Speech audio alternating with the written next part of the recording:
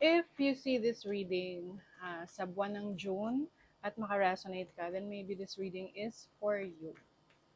Okay, so let us see the energies coming to you ngayong June 2025.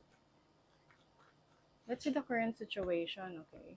You have the Ten of Pentacles. I think you are focused on your finances, yung career mo, you're building your career, and also uh, your family's needs. So some of you are really good providers. Oh my God.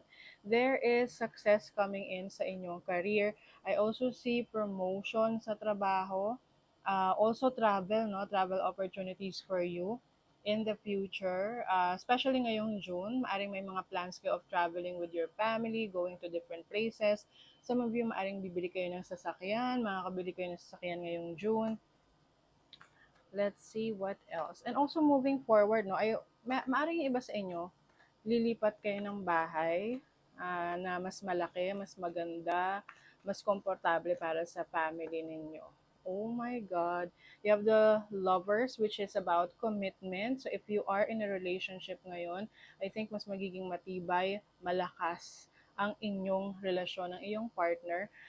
For some of you naman, this can be business partnership. Okay? So kung papasok ka sa isang business partnership, this is going to be successful at magiging mabilis ang pag-unlad ng negosyo na to.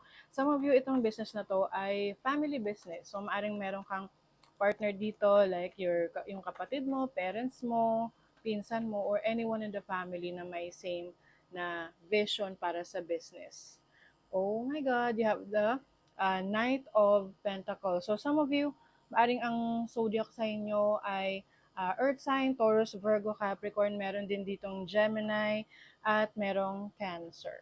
So, this is about stability in your finances, and also building your fortune slowly but surely. So, kailangan dito meron ka talagang patience.